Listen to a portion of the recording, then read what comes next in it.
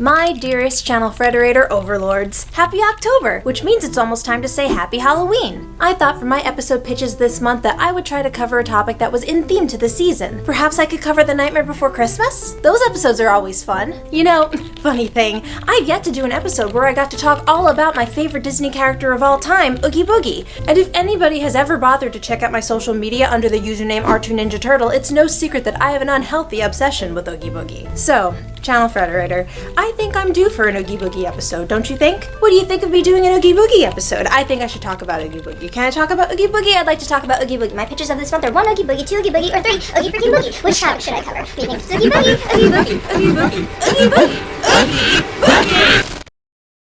Hi, I'm Arielle with Channel Frederator, and today we're going to talk about Oogie Boogie. I'm just passionate about him. I apologize. Oh yeah, we need a conspiracy. If you ask me, the conspiracy is that we've never taken a deeper look at this character before. I mean, what a mystery he is. When watching The Nightmare Before Christmas, for most of the movie you are following Jack and Sally, and you get to know them pretty well. But during that time, we get these small glimpses of one other key character, the story's villain. All we get are these little teases of him slinking around as a shadow. You watch and you're wondering, who is this guy? What is this guy? The trick-or-treaters sing that they work for a Mr. Oogie Boogie, so now you understand that the sexy shadow man is actually a boogeyman. Now I have a question for you. How do you picture a boogeyman? We all have a general image of what skeletons look like and rag dolls. Ghosts, zombies, vampires, you know, the classics. But boogeymen are sort of up for interpretation, aren't they? What can you possibly expect when you're about to be introduced to Tim Burton's idea of a boogeyman? Well, 49 minutes in, we finally get to meet this dude and... oh.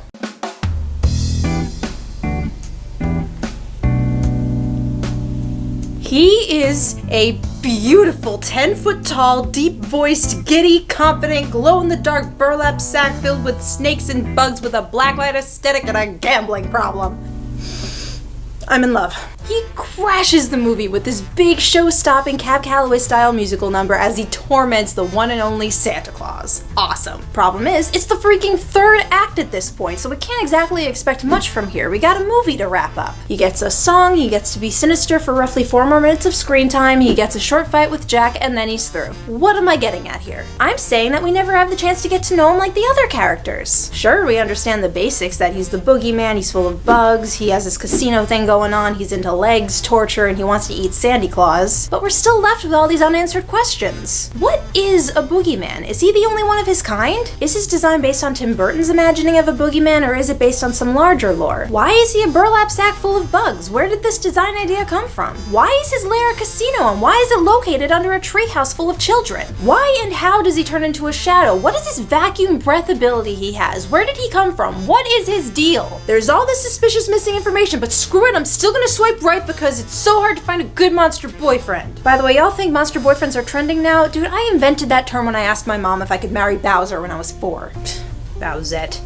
More like the monster vanilla light of teratophilia. You people are cowards. So that's the question. What is the deal with Oogie Boogie? This episode we're exploring the origins and lore behind the sadistic sack of bugs.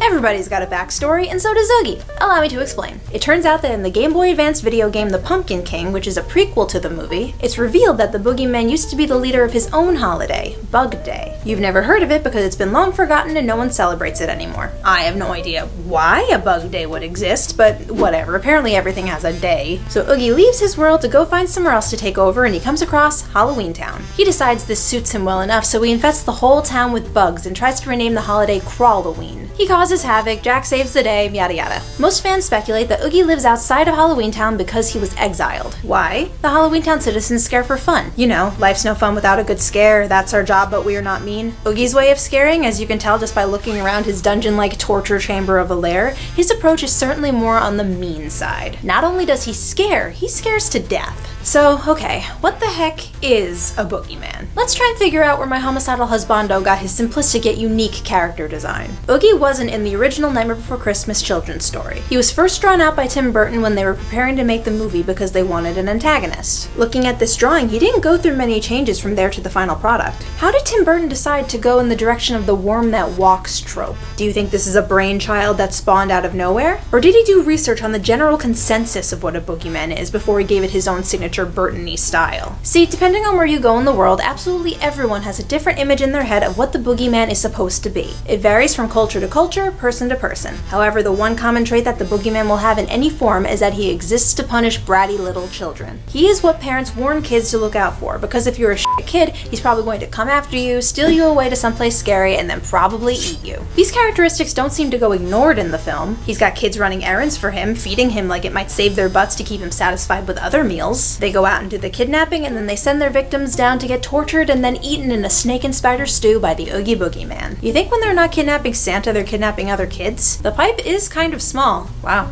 Yikes. It might help to take a step back and ask where this boogeyman concept even started. The original idea of a scary creature that comes for bad kids comes from English folklore with hobgoblins. Specifically, a certain type of hobgoblin called a bugbear was one of the first boogeyman-type monsters. Though hobgoblins fall more into the mischievous, impish, fae category, and Mr. Oogie Boogie is definitely not that. But this bugbear creature is an interesting find. See, the word bug derives from the Middle English word bug, spelled B-U-G-G-E, which means a frightening thing. The word boogie also originates from this word, so we are more or less calling the boogeyman the bug man. Plus, in today's English, we call just about any creepy crawly a bug, but when you think of bugs as frightening things, and then you imagine a boogeyman, our worst nightmare, full of these frightening things, it makes total sense for him to be built from head to toe in what is a pure fear for most people. Side note, I am totally calling Oogie Bugbear from now on. Like, how cute of a pet name is that? You know what I found is another name for the boogeyman? Wait for it.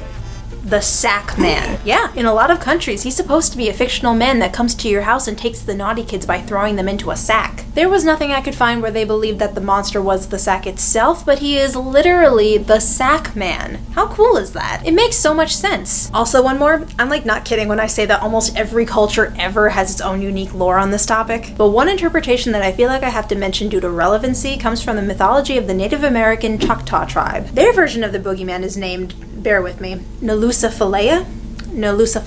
It's described as a ghost that slithers like a snake and turns into a shadow. Nalusafalaya translates to long black being, so I think they're supposed to be a snake. While Oogie's not a snake himself, he's got that hissing snake for a tongue. And he's a creature of shadow for sure. I thought that was neat, blending together all these ideas he had to work with. I think Tim Burton's design worked seamlessly. Well, maybe not seamlessly. Oogie's got all these crude crisscrossy seams. But you get the idea. He makes it look good. Congratulations, Burton, you did your homework. Or maybe he just winged it. I don't know. The end result is still pretty rad. Is there any boogeyman lore about making a deal or gambling for your life? Not really, no. Frustratingly, I couldn't find an answer as to where that design choice came from. It just sorta adds a little spice. A lot of The Nightmare Before Christmas was actually made around Danny Elfman's music, and I read in this Nightmare art book that I have that a large chunk of Oogie's personality was figured out through the song, so maybe that aspect was Elfman's idea? I mentioned earlier that the Oogie Boogie song is heavily inspired by the singer Cab Calloway. Specifically, Tim Burton asked Elfman to make something loosely based on the singer's song Minnie the Moocher, with some of Old Man of the Mountain mixed in. Both of these pieces were used in Betty Boop cartoons. If you listen to the songs, you can totally hear the similarities. Even direct quotes such as, "What are you gonna do? I'm gonna do the best I can," followed by a dance break. I even think they based Oogie's movement on Cab Calloway too. Look at how he dances. It's a very specific and recognizable style. You can really see it when this ghost walrus does the Calloway dance with his flipper arms. That being said, I kinda hate that this walrus is part of Oogie's DNA. This short is straight up nightmare fuel. You know, while on the subject, out of curiosity, I just looked up to see if Cab Calloway was a gambler since they seem to pull so much from him. And Google is actually telling me that he had a gambling problem, which was the reason why his band broke up in the 1940s. Now, this could have been grossly exaggerated for the character, or maybe just a pure coincidence, but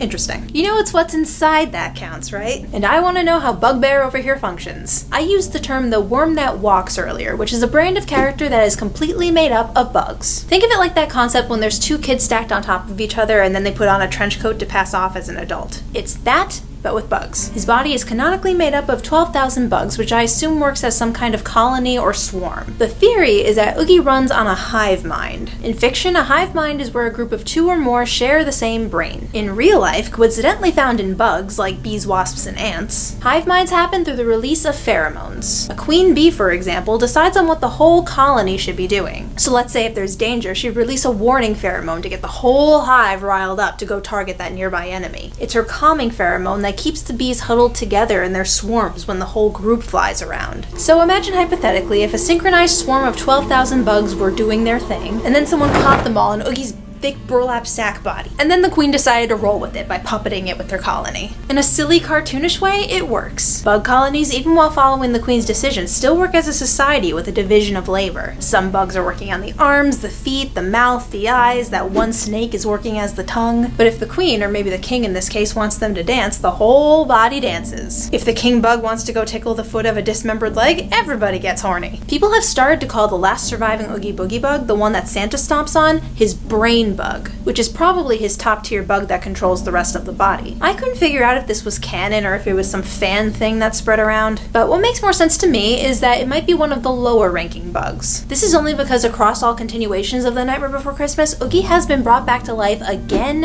and again and again. So his king, queen, whatever, might be continuously escaping death. If that is his brain bug, maybe this is a case where every last bug inside of him needs to die in order to kill him for good. Poor Jack. That must get annoying. Does that cover everything? Sadly, I've got no explanation for his power for when he vacuums up Sally and Santa. I honestly just think that was a cheap and easy way to animate him capturing them since his puppet was so hard to move. That's the reason they cut his song in half. By the way, do you know some people don't know that the Oogie Boogie song is twice as long on the soundtrack as it is in the movie? The fact that some people don't know that genuinely concerns me. If you are one of those people, go look up the full version right now. It's a crime. But yeah, I could go on for an embarrassingly long time with the list of headcanons I have that expands upon how boogie men or boogie people in general work, like as a species. Lots of stuff on what he can do as a shadow and all that. But if you want to go down that rabbit hole, go stalk my DeviantArt.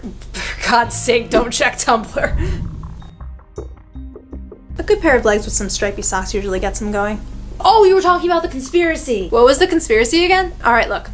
Oogie's pretty damn messed up. He's sadistic and disgusting, and his torment of an innocent childhood icon like Santa Claus plus his body count makes him among the meanest of the mean. But we're here to look at where he came from, not whether or not he's a chill dude. So, is Oogie Boogie a boogeyman?